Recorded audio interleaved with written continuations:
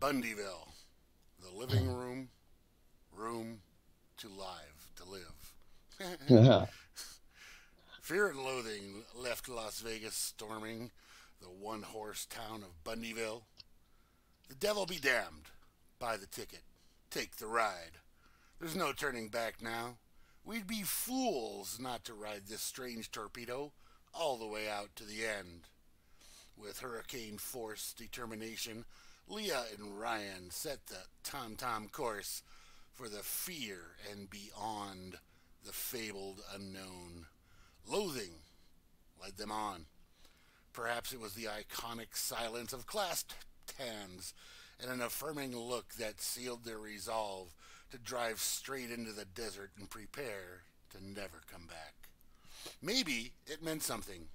Maybe not in the long run, but no explanation, no mix of words or music or memories can touch that sense of knowing that you were there and alive in that corner of time in the world, whatever it meant. Hunter S. Thompson, Fear and Loathing in Las Vegas. Thelma and Louise must have been looking back in the rearview mirror. Well, in Raoul's ride, they would have been anyways. History is hard to know because of all the hired bullshit. Maybe they just wanted to be in control of of the way their story ended. Boom.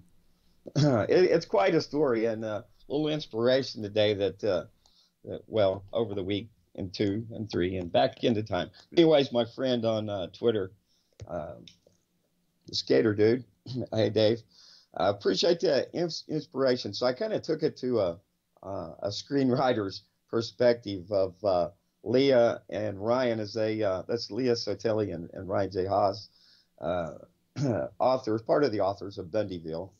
We're up to episode 4. So I took that part out of the, see, she also has a blog, and you'll see it all. Come back over here to the Real Liberty Media podcast page of Ponder Gander, and I'll have a lot of good stuff in there for you guys. So a lot to talk about, and short note, so I want to try to just come off my mind.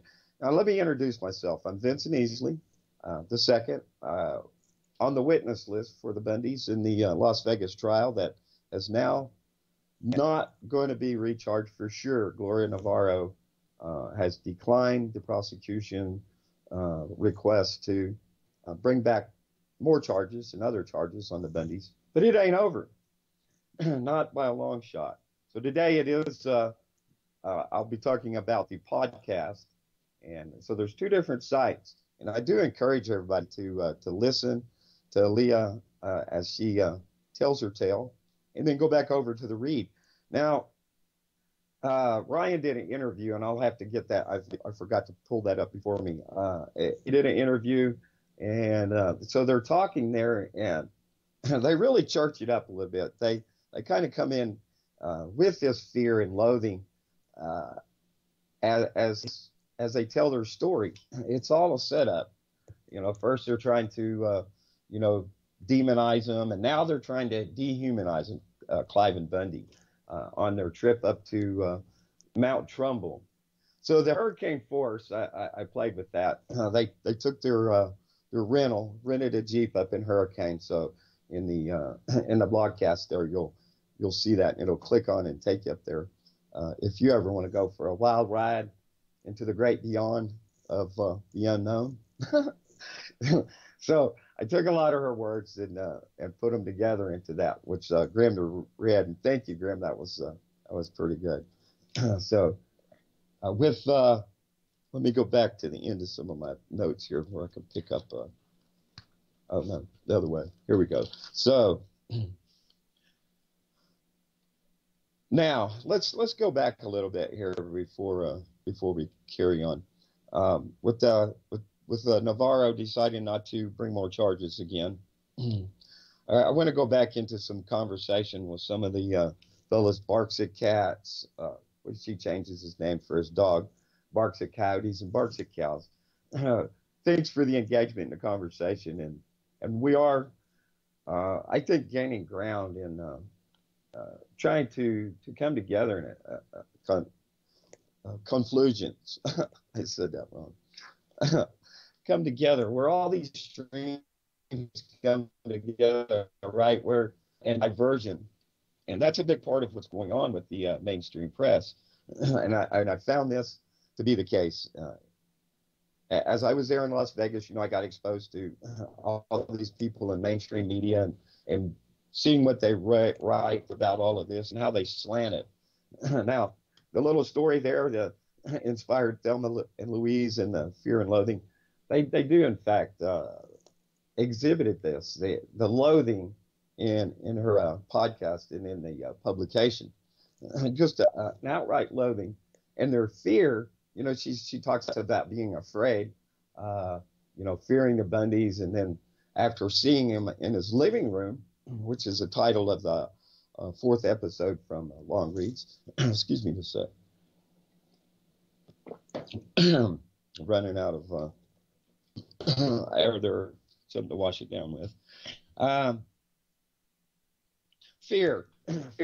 Yeah, she's afraid and also dishonest. And by the way, thanks for listening, or at least looking in here, Ryan. You made comment in that interview you did about we was watching, some of us at least, and you have to be referring to me, Mike Stickler, and Kelly Stewart. At least I don't know any other three that I've seen. So maybe if you'd be more clear and just outright say who it is you're talking about. Let's not hide things. Let's have honesty. Just like when you said you didn't know about the neighborhood, Leah, and then you did. I was talking to Melissa Louder, MD Louder. You did know. You've mentioned your deceptive behavior 2 or 3 times that I've picked up on so far, up to the 4th part. And you're out for a story and you're creating your own story. You want to be the hero of your own story. So unlike Maxine Burstein for the Oregonian, who has definitely changed over the last 2 years in her writing capacity and how she presents this story, and she's going more with plain facts, and has gone a long ways from when she started of being very biased and so if you're going to do an opinion piece, just say it's an opinion piece, but you're proselytizing or attempting to people into your theology, which is this extreme environmentalism. Now I've got to stop and say I realize that being a millennial. Where's my notes on that in a separate one here? I was talking about on the local news here out of Little Rock about millennials. And I want to find that link too and include it. But so there's good and there's bad coming from the millennials, in my opinion. But there is a lot of good, a lot of awareness. But realize too that, you guys were born about the time that what you're talking about, this, I'll have to come back to that, where you call them an extreme environmentalist group, about the No Move in 92 and Cattle Free in 93, trying to separate that away from the ideology of the BLM's policy. But remember, those policies have been driven and changed and redirected due to lawsuits like from the Center for Biological Diversity.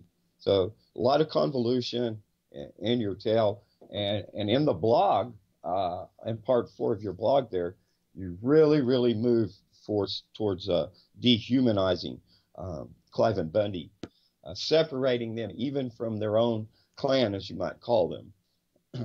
So not very fair. It's not true journalism. It's an opinion, and it's very, very biased.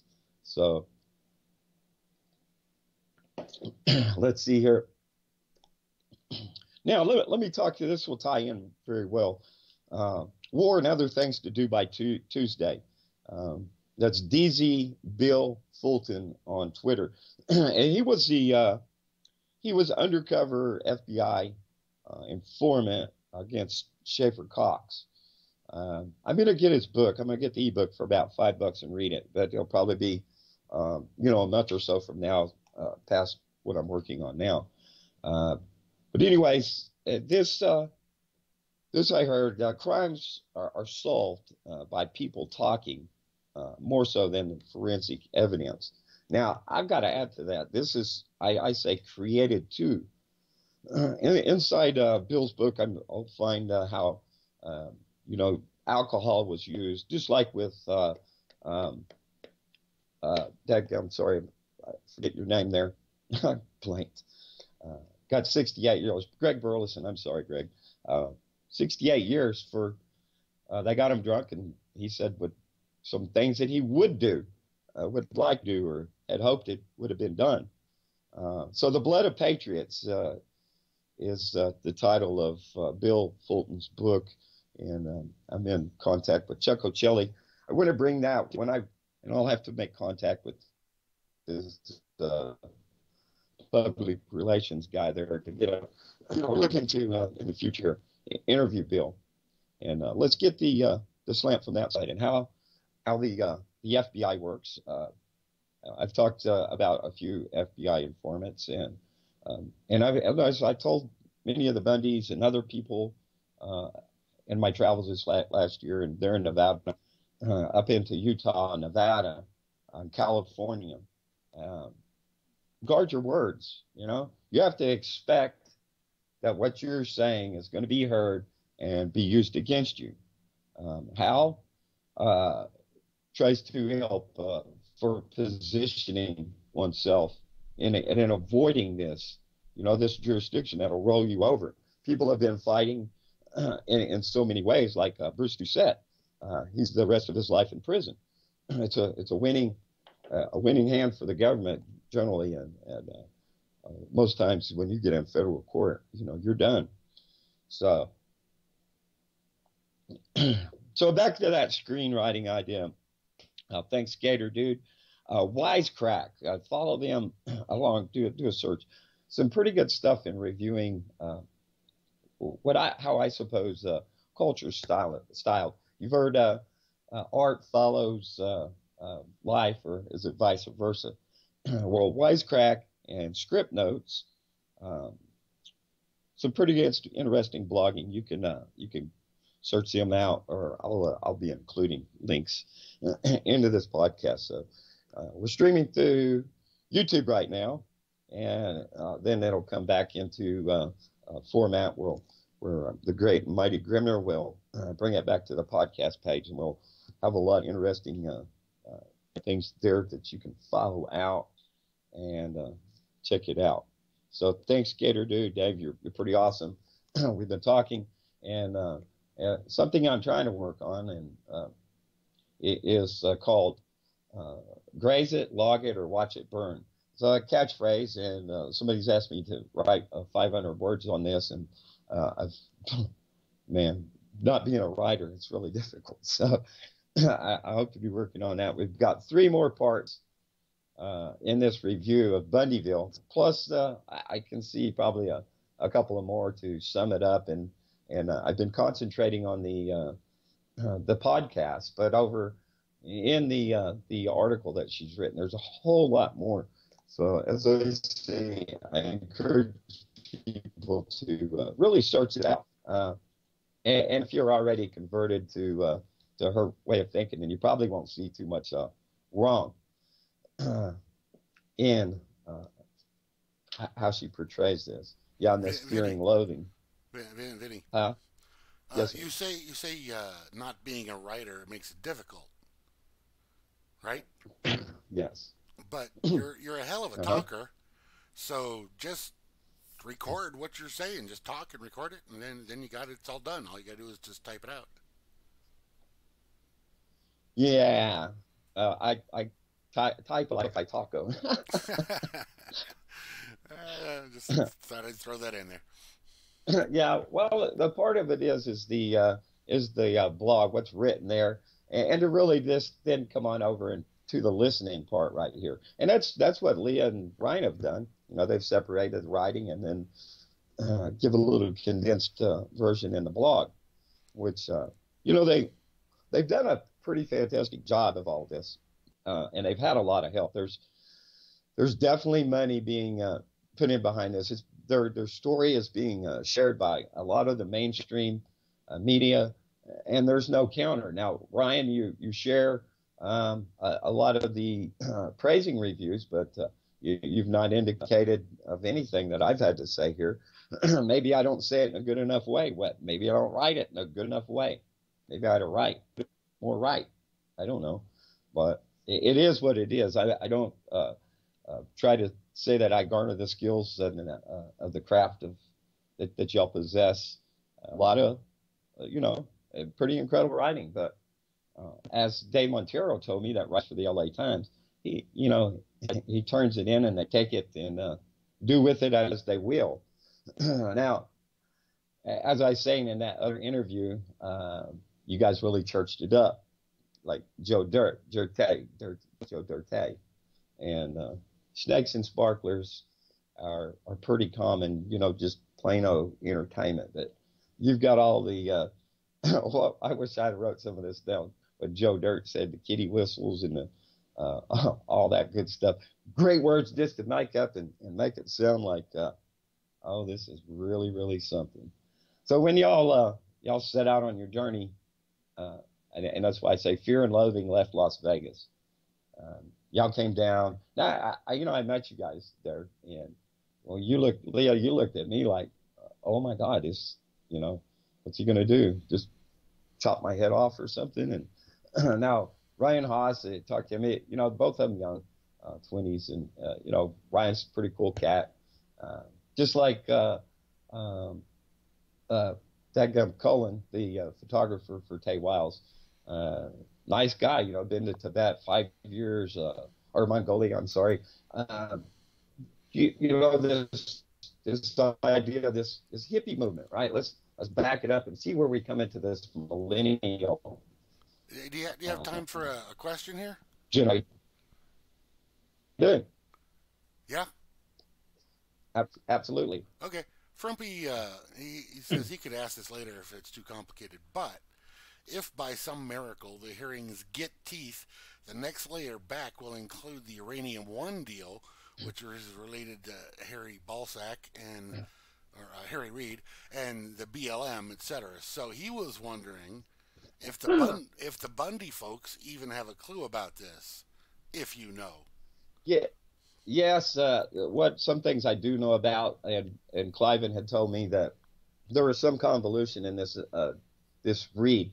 Of course, Reid is a Nevada and a Mormon, and so there's more of the family, and it was perhaps one of his kin that came in there supposedly and bought some of this land and that hold certain equity within the Virgin River Valley there, from I guess in Mesquite. I'm not sure how far up and down or exactly where it is.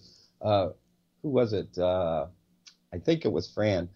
Or it might have been Mrs. B. Stacy that gave me some maps and showing some of this. You know what? It might not be neither one of them two. It might have been Tom Lockavar Stewart's old lady, his wife. Sorry. Anyways, there's a lot of stuff now. A lot of stuff. And I'm trying to pull names off the top of my head, though, but there's been a lot written about that, and I have some of it on my blog, and so maybe I'll have to recall to bring that back and show some of this. It's very, very, very, very, very long, and but you can find it at Vince UCYTV on WordPress. There's my mind's blanking on it. I'm trying to pull up your name. I'm sorry, dude. Met you in Vegas, and we was at the trial together.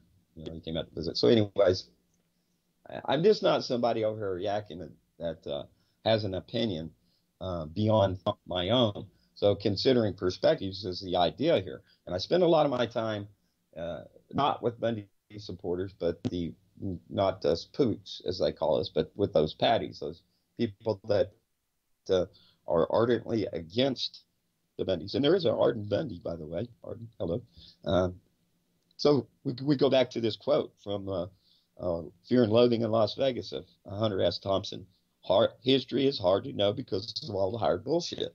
Yeah, and that is so true.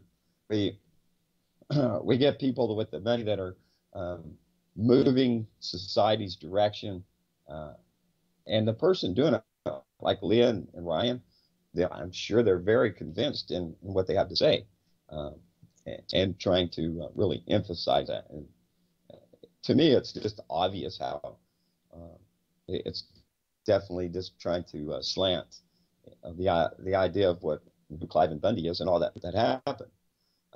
The next part 5 in the series is the followers. So we'll talk about that also as far as some of the folks that was out there. There's a lot of people that I've met, others I got to know later on, and some good folks. And then there's those folks that are loony. We had the Miller killers that killed a couple of cops in Vegas after they were kicked out of the Bundy Ranch up that way. I have a lot to speculate on that, and there's a lot that's been said, and some that's known firsthand and secondhand. They were camped within 30 feet of me during my weeks in Bunkerville in 2014, and it's actually Riverside. It's not Bunkerville. Bunkerville's several miles back down the road towards Mesquite. So, but there's nothing there except for an old ghost town, and I still haven't finished that review and adding to the Google Maps as a guide. Now, through the podcast, let me back up here.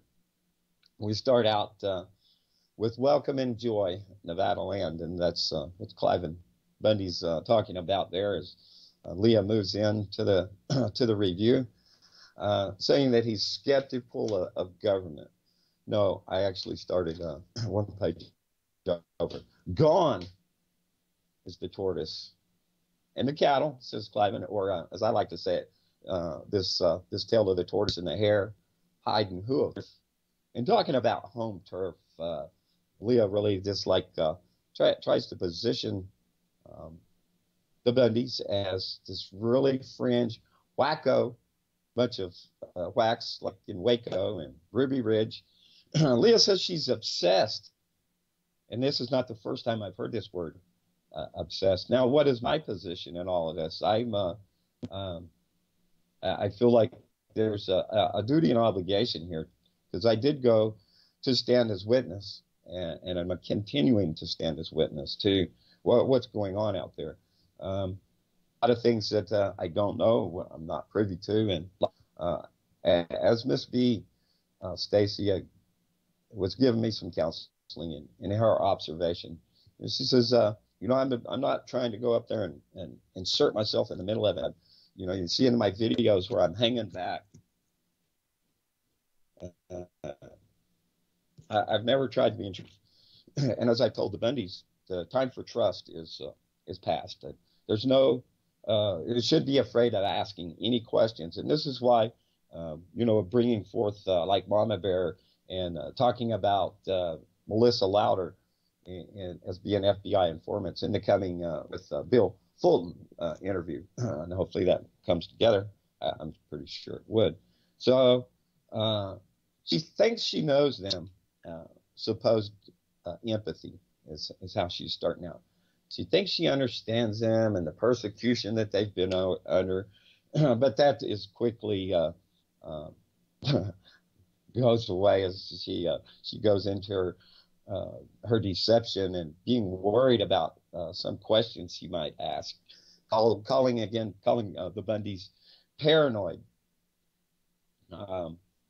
We go back up to Oregon, and I wasn't there. I had intended to go, and logistics prevented it. Melissa asked me what, I told her I'm frugal and, frugal poor boy, and she wants to know my financial status. Well, if you want to know, it's, you got my number. Call me up. I'll tell you. But it ain't a lot of money, and on my journey, I made sacrifice, and there's a couple, 3 or 4 people that actually sent me a little something on the side that really helped in the actual travel expense up there in Denver, and like $40, and then William Wagner sent me $100. Let's see, yeah. But anyways, I kind of ran deficit this getting into about December. So next month I'll be caught up on my backlog almost. But anyways, back up to Oregon and John Kilman. That was Fazio Menaggio, his fake name. We can. I'll definitely want to get Bran Thornton back and talk about some of that up there. This John Kilman, he when they bring him in, they tracked him down, and he was really instrumental in showing how the FBI was kind of formatting the activities. So he comes in, he talks like a Frenchie, and when he was out there at the Malheur Refuge, he had no accent, but in the courtroom, he said, I don't understand it too much English. I always do the Italian version of impersonations, no matter what language, This kid. So he leads this target practice, just firing rounds like crazy. Part of the brassing that they picked up during the investigation and all this and that. Law went on up there. Now, Hal, he sent word to Sugar Pine. He sent word to the Malheur Refuge through Tom Lacavara. None of it was received. And I'll tell you, out of 9 confessed informants in Malheur, there were several other, but the majority of the occupation was actually FBI informants and no doubt provocateurs, as we see with this Kilman, which again, back to names, Kilman. There's so many other names. It's just like, wow, like Judge Spear in Bruce's case up in Denver, and I give an example, but I could go back and make all the funny jokes again about my Stephen Myers don't ask, don't tell policy, and Dirty Dan Love's backdoor dealings. Actual quotes. The my I give in the back door, but there were backdoor dealings I talk about. So I have a lot of fun as the paraphrase plagiarist and taking a ponder gander, and with the little blog story. I did have fun with that. So she says she gets this funny feeling, and it's not over. Is it over? She says. Hold on. Pardon. Is it over? Well, and I made a mistake. I don't remember if I sent you the correction on the date. I said charges were dismissed January 10th, but it was the 8th. And then on January the 10th, we met outside the Las Vegas Police Department Metro building there, the Sheriff's Department, where Sheriff Joe is inside, won't come out for talking. Cliven gave a good long speech, and when it came for questions, and everybody in the big league media wanted to have their questions answered first of all, I just stepped right up in the middle. Said, I believe I'll take this. And I said, it ain't over. Well, we're back where we're starting from. What's next? So as we see, what was next, some things is a lot of the speaking engagements. This is they're being proactive and getting beat up about it as some of these land rights council meetings and so forth. So the questions that she wanted to know from Cliven, and she says Ryan Bundy needs the press now, and before that she had on many attempts had requested an audience with the Bundys and had not got any response. Now back to what I said about no bad questions. Sometimes you might see how people would formulate their question to excuse me, to get the answer that they want. Stimulus and response type of deal. And so they sit down inside Cliven's living room. He invites them in. He's invited a lot of people in. And this idea of trust that I spoke with to Ryan, to Emin, uh, to Cliven, to Carol. And Miss Carol, I think, probably suffered more than anybody else. Each individual had their suffering, but she, as a mother and having to endure the suffering of her children and grandchildren that suffered for the loss of their fathers and their grandfather, it was pretty enduring. And I look in the face. I remember to look in the face of Angie, Ryan's Bundy's wife, and that searching look at me. Are you going to come in and betray us too? Are you going to come in and try to make something that out of something? Just like with Carol Bundy's words there in front of the sheriff's department that day, the 10th of January. I gave the Channel 8 the accusation that they did do what they did, and they cut it out, make it want to sound like they want to. And that's what we're seeing inside of all of this. And I warned him, I said, you better not cut this. And so they did air all 45 minutes of their stream during that time. On my challenge, I think. That's why. I really do. So she said that Ryan needs to press now because he's running for governor. Well, they've been very open. They've allowed many, many people into their home. I said the first time that their house, which would have been January, February, somewhere in there, when one of the two times I went out to sit there, just to sit and pitch my camp there, my tent. Hey, I want to give a little shout out to the. I want to give a little shout out to the viewers over there on the YouTube. You got I've been here. There says rock on, howdy y'all, and the Dick and Roscoe show. He said he sent some subs over this week, or sent people our way. And Randy Kibble says this has everything to do with the Virgin River. Thanks, Vinny. Hey, Randy, I haven't called to tell you yet. As my announcement of not going on this road trip. I really wanted to, just for a lot of reasons. I'm going to beg off. But love you, brother. That's a good friend right there, friend for life. I've met a lot of people in this world, and I'm just not some hiccup here in the hills.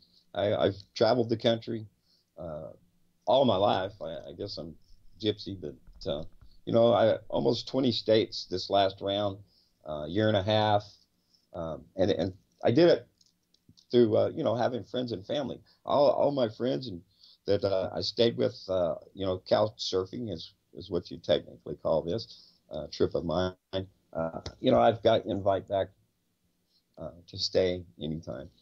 One of my friends that I met in 2014 became lifelong friends.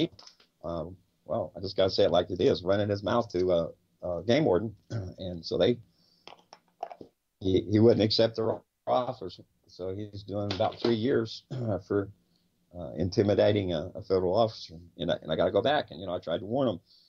You're going to get in trouble. You're going to get in trouble. Running your mouth like this, your words are held against you, and especially when a cop holds you there for an hour and a half and silently or outright provoke you. That's what his job's to do, is get you to talk. And just like Ryan English, the FBI agent, he said of Bruce Doucette, he knew he wanted to talk, so he let him. And that's what happens. It's too bad. I appreciate you guys over there. I've been here. You do a lot. You've done more than, probably single-handedly more than anybody else, about sharing out from Real Liberty Media here. So rock on to you too, bro. Let's see. So we're inside Clive, and I've set up after we spent a good part of the day, and I didn't record anything, take no pictures, or it wasn't an interview. It was a visit, and so we hung out, and Clive and I with his son-in-law, Clancy. He's the husband of Cliven and Carol's youngest daughter, Stetsy. Stetsy's she's a tough gal. I'm going to tell you what, I didn't know who she was for a long time up there in the courthouse. Going back to saying, I'm not trying to poke into in personally on people. Excuse me just a second. Pardon me. So I hung out there and around the farm and just and Clancy, he says, no, I'm sorry, I'm skipping ahead there. That was my next visit there when I hung out with Andrew Cullen and Cliven, and we rode out all day. And for a while, I'm waiting and for everybody to get together. I'm there with Ryan and his daughters fixing to head out to go fix some busted piping and from these springs and piping them down to the tanks for the cattle and all the other wildlife that benefit from it. So anyways, I'm out there while he's handling cattle that he's caught up. They set traps, which is a pin and triple wire. They go into feed. And so anyways, all these, what some of these paddies would call fair cattle, which is open range cattle. There was a lot left over after so many people were bought out, their water rights and all that stuff. Cliven Bundy being the last one, not wanting to be managed out of business, he declined to renew his contract with BLM, stopped paying grazing fees, which is not $1 million, as they say. It was about $8,000 at the time that he sent him a check for about $6,000, and it's somewhere, but not to the BLM.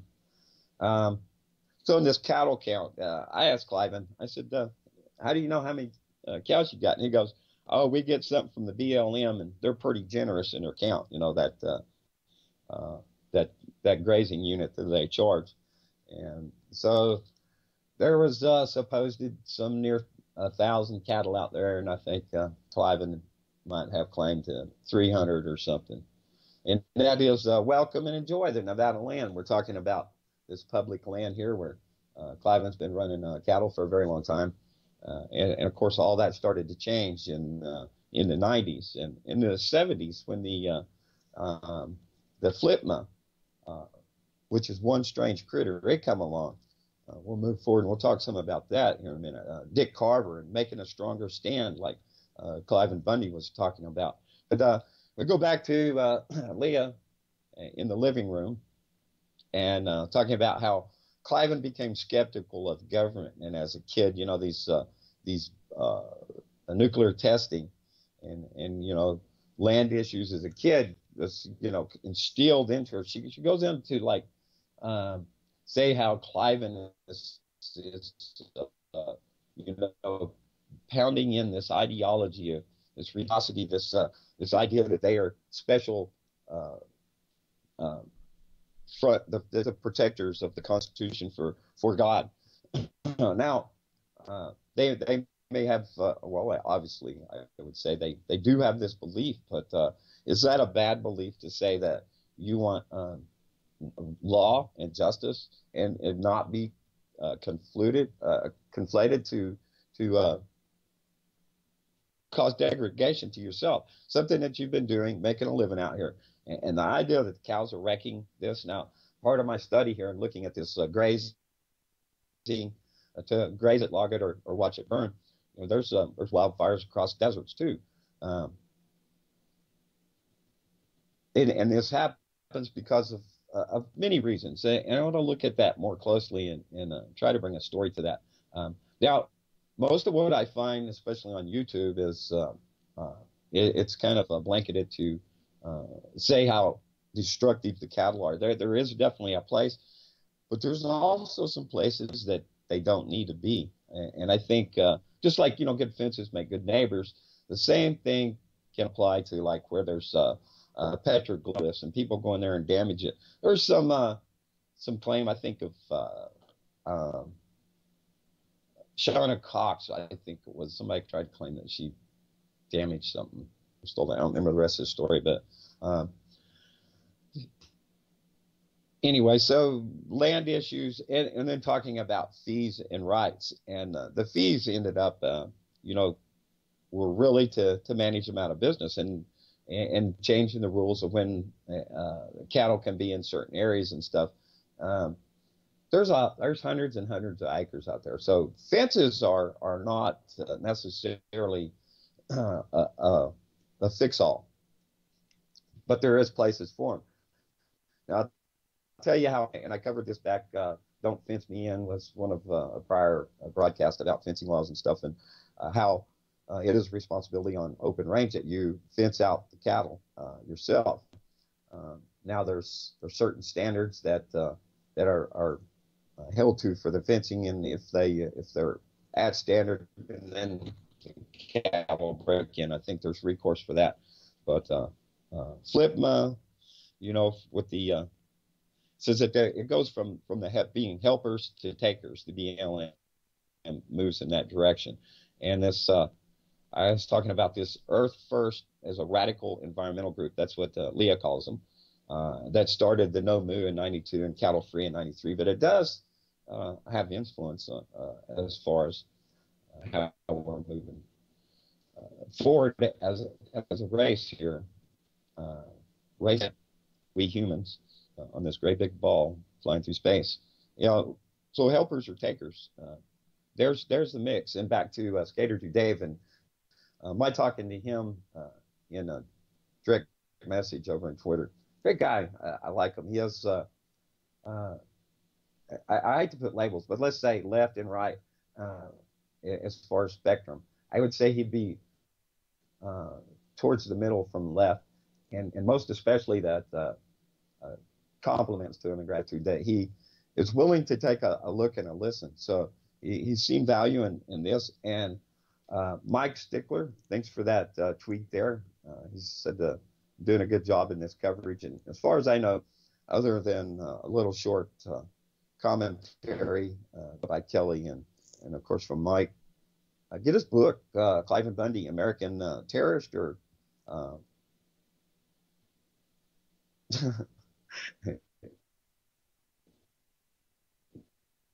terrorist or hero, and at Bundy Strong on Facebook. I'm sorry, on Twitter. So let's see. So she moves on talking about the bomb, and that goes back to when Cliven was born, I forgot what year he was born. 43? No. Oh, well. She says, anyways. Yeah, go listen to her podcast and read her blog. Filter through this by all means. Because I don't think that anybody should be afraid of what anybody says. And I think, Matt, actually, that it should be encouraged for people to keep speaking up, especially if they're speaking against you, because eventually they're going to reveal themselves. And to me, it's quite obvious that the fear and loathing that led Leah on, and Ryan as her co-pilot or accompaniment, he might have been driving the Jeep. It's pretty interesting description of their journey out there anyways, definitely. And how far out that is. It took them like 3 hours to make the 60-mile drive. They come upon the one-horse town of Bundyville, and in there she's talking about the names of some of the Bundys that have done some of the preservation. And there's I think a couple of thousand at least descendants that gather for a family reunion there every year. So she's trying to further dehumanize Clive, and saying, oh, his name's not even on this thing about the deeds done up there. But everybody has their place, and not all 2,000 people's name is on there, if that'd be the correct number. But basically, I think there's like one family left out there, and there was a great population there. And then we see how that changed. Like, I can relate that here to excuse me, Arkansas, in that at one time there was these communities here about, like I'm close to the plant community and New Lexington down the road, and Bockenburg, and then you get over across and down on the river, and there's towns that are townships that are no longer exist, like Elby and crossing the river to low road crossings that are hardly ever used, and most of the river's been shut off by fences, and that's where the old railroad went through the northern Arkansas-Missouri line, or Missouri and North Arkansas, had gone through. So people were leaving rural America during that state, especially after World War II, and the baby boomers would living into the cities and going for the work, and they started building houses and selling them, on installment plans, and all that stuff is coming new. Our America's that we see is quite a bit different than, well, even 30 years ago.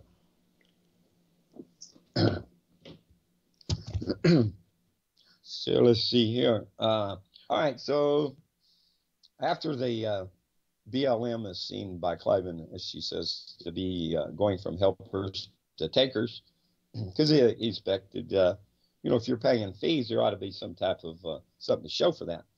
Now, the fees are mostly gobbled up, just like your income tax. It's gobbled up, and it doesn't go to anything to do with the operation of the government. It goes in paying this Ponzi scheme of the Federal Reserve that prints money and charges interest, and so if you paid it all back, there would be no money left, and you'd still owe the interest. So we move on to Grandpa and baby animals. Well, first time I sat down across from Cliven back in 2014. Hey, God bless you. You've gone back east. John Smith, alias, battling cancer. Man, God bless, brother. Good guy. We sit down, and a few of us, right in the very same spot where Jason Patrick was recording and put the bamboozer, where they took it, the racist comments, they call it, from Cliven.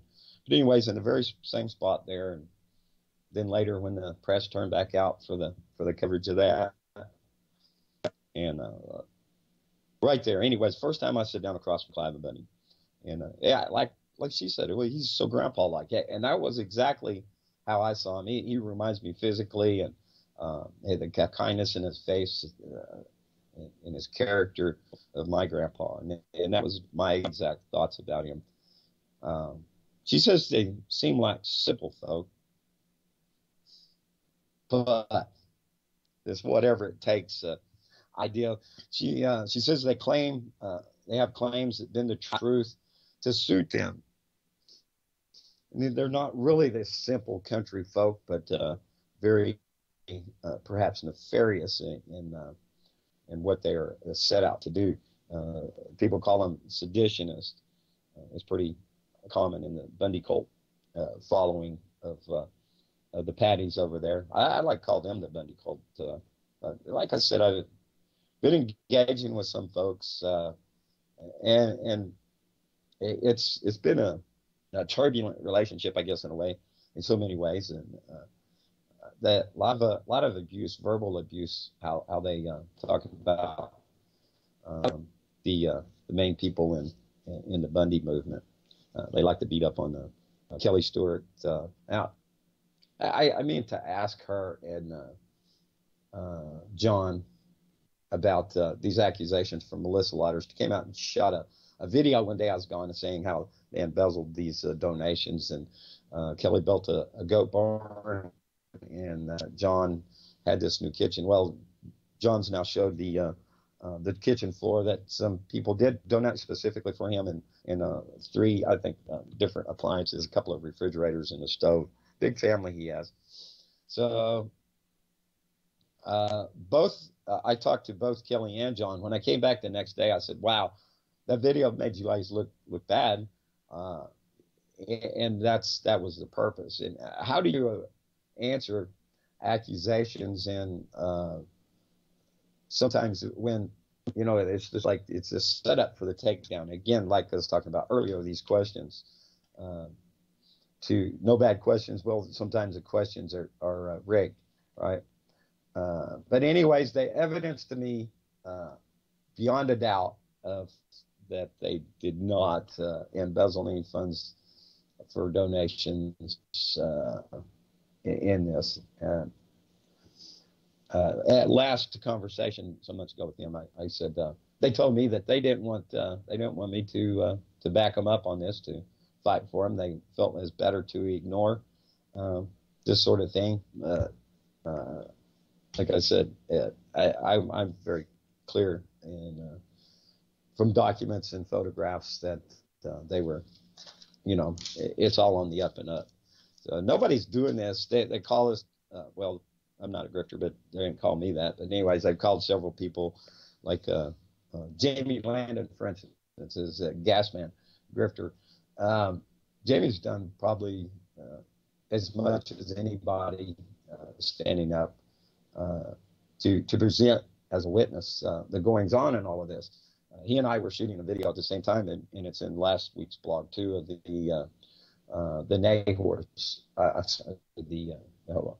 horse goes neigh, but the neighbor, and also there was a white horse prophecy with Brand. Was setting up. We did that some time ago, setting up for this last week, or the week before. I'm sorry, I took off last week, but it'd be the last blog, and putting that forth. Now it talks about. I guess I'm skipping ahead a little bit. I'll back up. Let's see. So Dick Carver, that I was talking about, making a strong stand. He went out and bulldozed down back in the 90s, I guess it was, some blockage of roads and that they've closed down. So the what is this? Well, it takes a turn. That's what it is. I abbreviated it. The conversation takes a turn now, and she starts talking about Waco and recounts this. Now this ended up. I was in the courtroom, inside the courtroom when this came out. They were fighting hard to try to bring to bear that they were surrounded. There were snipers and cameras and all this set up on them, and some of these intimidating calls where Ryan received a call from one of the agents. So they got about half of the recordings up into the courthouse, and the other half, and by the way, they declined or denied that these recordings even existed. It was a big fight, and Ryan Bundy, he read the thing throughout. And Leah calls him, I think I get down to this a little bit, where anyways, I'll get down to it. So they bring this out, and this agent, in part that they can't get out released or they say it doesn't even exist, is the threat to turn this into another Waco Ruby Ridge, and says how Cliven sits there like it's just a big, it's all normal. This is life. Well, it looks like that that government was denying that they would have done. There's no doubt in my mind they would have killed them had not all the folks come out from all over across the country to stand in the gap. So is that normal? Well, most it seems for Clive and his family. Carol told me one time, I said something about the probably recording around and stuff, more devices, more observation, and she said, "Oh, without a doubt." And they definitely have her phone bugged, and I'm quite certain they bugged my phone in Denver, and I hear this funny sound when I call certain people also. So I've been involved and met with a great many people. She talks about in the next blog and the following, and goes further to dehumanize people, dregs and disenfranchised people that came. Now, what do you get? How do they get to that point? Where do they become disenfranchised? And there was a lot of people looking for this to kick off. And like I was talking about the Millers that killed the two police in Las Vegas, and my cousin, he's now a detective, but he worked that area of town. And talking to one of the U.S. Marshals that knew the training officer, that he had us back to the door, and the new guy, when he didn't notice the threat, he didn't identify the threat when Jared Miller came in and went back out, came back in and walked up and shot the training officer in the back of the head and killed the other cop. And then they flew off there towards the Walmart. And, Jared had the gun and a concealed carry citizen pulled a gun on him, and Amanda, his wife, walked up and shot him, killed him dead, and all ends a little later on in the back of Walmart with the shootout, and I guess it might have been murder-suicide at the end, and away they went. There's a lot inside that story, and a lot of things that other people know that would be very interesting to hear in all of that. Now, let's see where we're at. We go,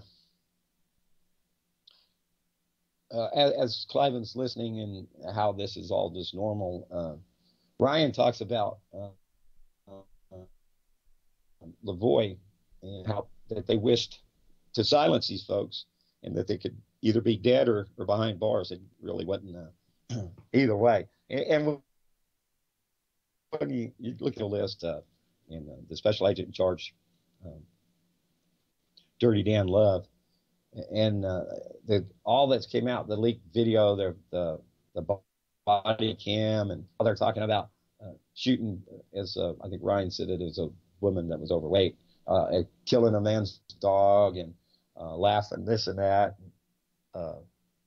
So they had beads on, they were ready to kill, and it's really by diligence that it didn't come to that, and a lot of that. I want to take some part of credit for when Jason Patrick and I were talking, and we had no idea that Ammon was listening. He listened to us talk for a long time, and he came out and confided certain information to us. And we were talking about the possibility of the dark side coming out, and how so we passed around word person to person to anybody that looks like they're fixing to try to start some trouble, that we surround them and stop them. So we're not there to have a shootout. Matter of fact, the standoff was by the feds there blocking the gate, and they were already supposed to be left. And that's what the sheriff Gillespie said, that he got word on his way out there the cattle were released, and everything's good. And but they held off, and eventually they did leave. Dan Love said, "Give us 30 minutes, and we'll pack up and leave." I was talking about that last broadcast too, and there's a little song, I didn't include it, from Wiley Freeman, and he didn't really like it so much, but I loved it. So the killing of Lavoie. Ryan says they had to take him out. He was that voice in the wilderness, in a sense, that those are my words. And they intended, I think, as Ryan says too, to take him out too. And so Leah asked him about the bullet, because he was shot inside the truck, and they all ducked down. It was under fire. Shauna Cox and Victoria Sharp and I said Shauna and Ryan. That's after Lavoie exited the truck, and they shot him out there. Now, what I did here just a couple of days ago is I shot some video of a denim jacket with the very same type that Lavoie was wearing, with a 9mm pistol inside. A friend of mine opened carries, and I said, "Hey, do me a favor. Let's get some shots here and some video of what a 9mm would look like." Now, I'd like to do it again, and one shot I missed was with the gun inside the jacket, the inner pocket, and the hands up, and that would have caused more pronunciation on the outline. Now, I still contend that he didn't have that 9mm in his pocket, and I think it was planted. This Astoria, this ass up in Portland. He's on trial for lying and covering up and stuff, and they placed their shells. It was a big cover-up conspiracy, and there's no doubt about that. So I do believe they planted that gun after they killed him, and there was a lot of speculation that was not his actual gun, but it was. And as I was told in way back when from Tom that he did have a 9mm, because people were saying he don't even have a 9mm. He's got a 6-shooter on his hip, but undoubtedly that pistol, I think, was recovered out of the truck and then planted. I really do. But I don't think that there's any evidence that there was a gun inside his denim jacket. I call that denim jacket now. I call it a Lavoie, and I have one just like it. And so I've been waiting to get back, and then somebody that has a gun to help me demonstrate that. So about why did I say 2 hours in? The neighbor, that's not hours. Well, she goes on back into the neighbor, and covered that in the last broadcast, and talking about the duty of members of the LDS Church, and then coming from the 12th article of faith, which would be, I think, doctrines and covenants, yes. As an open-ended question from May, which was one of Clive and Bundy's neighbors and friends and fellow out of the Book of Mormon and of the Doctrines and Covenants and other writings from some of their prophets in their church, and they bring it all together and talking about what the duty of a member of the Latter-day Saints is as far as standing up for the Constitution to preserve it, and government and so forth, and Ryan answered it, also talking about the White Horse Prophecy. So as I talked about last week, without just going all the way back over it, there's nothing here in this Nabok or the White Horse Prophecy that other than what some people might call commentary, or a study of their religion, but it doesn't say to go be seditious and kill and all that stuff, but to defend law. So there's another convolution that she takes and calls it the dark side, and stories of desperation and violence and hate groups and this willingness to die to make the government look bad. So there's quite a bit. What did I pass? Anything? Back over here. Yeah. As start working out towards the end, we are the change that counts. And that goes back into what I was talking about on millennials. The problem is that when we get so buried in any doctrinal or belief, then we are very much blind to much else going on around us. And that applies to anybody. I hope to be the least guilty of that in my pondering, my gandering out, as I go through the Twitter sphere and engage with these people and try to be honest. And I have to say that the language is at least it's improving in our conversation. And as we're meeting, like barks at cats and barks at cows and barks at cows, and his master talk about, he's from Burns. He said how it was such a disruption and lots of fear and angst and financial hardship for the town. And when they came, everybody has a different idea. And for me to say that he is wrong in his opinion, I would be wrong to say that, because that's how he sees it. That's where he was at, and that's how he felt it affected him. So we can't just disregard others in our truth. Truth is subjective. I meant to have that down actually back at some point. I think I left it out. The truth as uh, absolute. Now, there are certain absolute truths, but a belief does not make a truth absolute by any means. Pretty much, I think I have some more notes here, but I think I'll leave them out. And I think mostly that does that. Let me think if any more. I've talked about maybe this upcoming interview with Bill Fulton, Schaefer Cox, ordeal up there in Alaska. Now they say that it was really a big setup, so I'll be interested in seeing, because I know probably as much about, or well, just barely more about Schaefer Cox than I did about Bruce Doucette before heading up to Denver and that. And again, a big shout out to Skater Dude. I really, really appreciate your engagement and your honesty and the knowledge and wisdom that you have, and your perspective is quite interesting. And I so agree in so many ways. I know people would assume that Vinny the Poot is a far right winger, and I am absolutely not. I have so much in common in ideology with Leah Sotilli and Ryan Zahaz.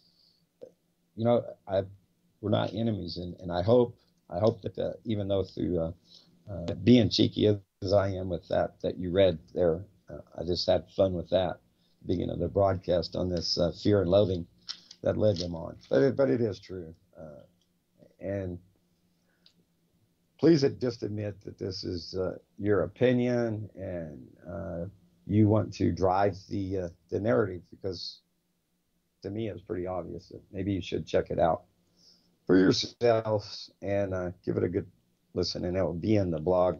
And so how's it? Any questions? Anybody out there listening?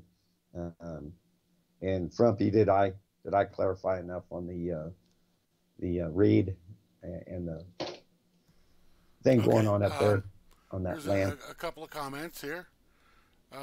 Randy Kibble says the illusion being presented as true in what some people will do to protect it.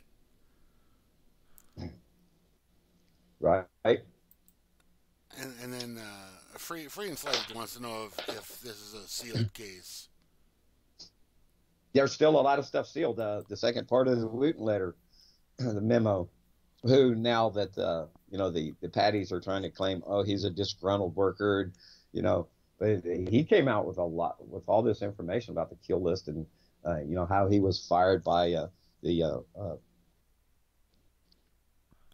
AUSA as the lead investigator off of that, because he was in, Myrie told him, look, don't ask, don't tell is basically what we're looking at here, at these indiscrepancies by the law enforcement end of the operation, headed up by Dan Levin. And I believe I quoted, what's her name last?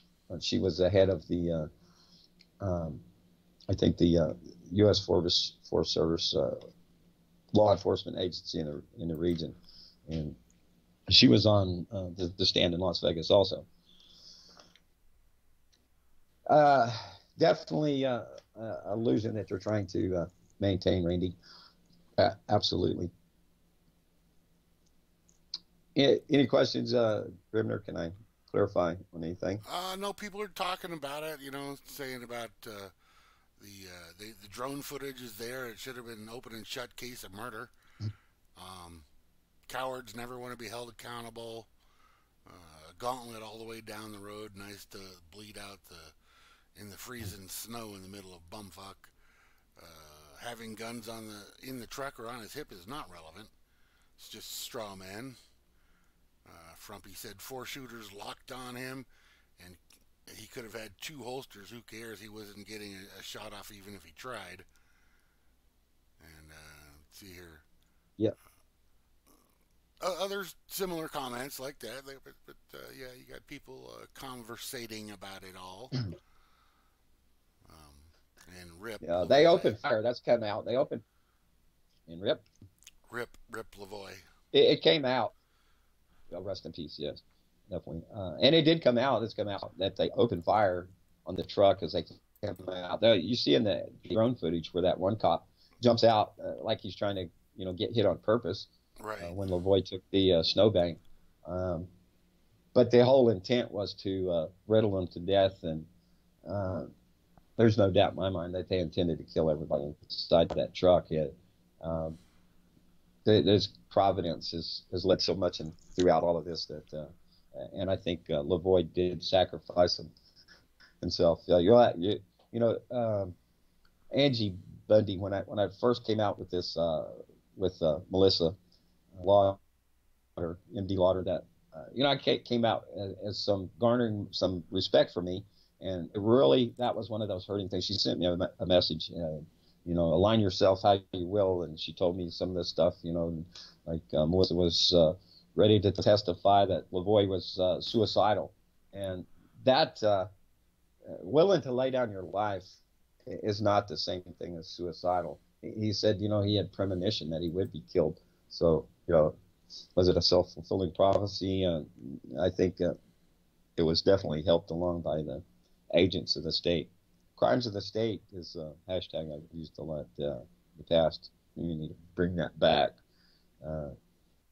And like I said, with Bill Fulton and Schaefer Cox, it'd be a very interesting story. Of course, Bill's presentation, his narrative of the events would certainly be would show in his favor. But I hope to sort through that and give him a fair shake. Like I say, I think we should encourage people to continue to speak and search it out. Absolutely. Oh, and a play on the screenwriting. Just like a screen in football, a pass. It is there is in this writing that we're getting from Leah, it's definitely a smokescreen and a diversion away from truth and illusion that comes out of that smoke. And thanks, Randy. That is the illusion, and that is what they're pushing forward. And why the mainstream is still pursuing this attack towards the Bundys, and why? Because it's not over, and people are doing whatever it takes to try to bring the clear evidence of crimes of the state and being vilified for it. Pick and choose over there as they make their condemnation. Personally, from living out there, I lived in Moapa Valley, and my grandma, she became a Mormon. I knew a lot of Mormons, and I'm going to tell you, as far as people in religion, in churches or whatever, Mormons are more consistently good people, if I can just say it like that. And the Bundys, that all that I've seen in them, that they also exhibit goodness. And it's Americana, this old regime, that they're another part of the regime change and the ideology and the education system is been for decades now pumping this in into the mind thought of the population. So in by attack or redress of Leah and her production, I'm not against y'all personally, and I just ask for honesty, because we're not getting that. Absolutely not. You're layering this portrait. You're building it up and to make it a three-dimensional view that is so tainted by your ideology that to me it's quite obvious. And like I said, there's a lot of things that we'd agree on. Some of these places need some protection, but to say that cattle are the cause of the decline of anything out there is definitely, well, it's mostly not true.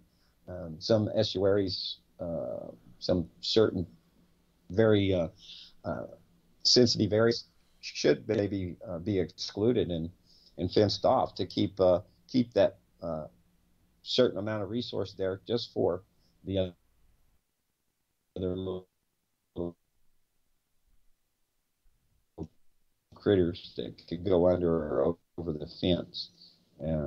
So there's validity in some of that environmentalism that comes straight out from the line. You're losing signal or something, man. Yeah, I see that over there. It pittered or puttered. See if it comes back. Would you like to say anything and close this out, Grimner? I would actually. I want to share something that you may be familiar with. It's a writing by a certain group of people. Just part of it, just the beginning parts, and I think it's relevant. So here you go. Too many slaves in this world die by torture and pain. Too many people do not see they're killing themselves, going insane. Too many people do not know bondage is over the human race. They believe slaves always lose, and this fear keeps them down. Watch the damned. They're going to break their chains. No, you can't stop them. They're coming to get you. And then you'll get your balls to the wall, man. That's tonight. Are you all the way balls to the walls tonight, no, or it's is Moosey coming along? Freakers tonight, but the lyrics from that song that I use on that when I do that show, very pertinent to what's going on around the world.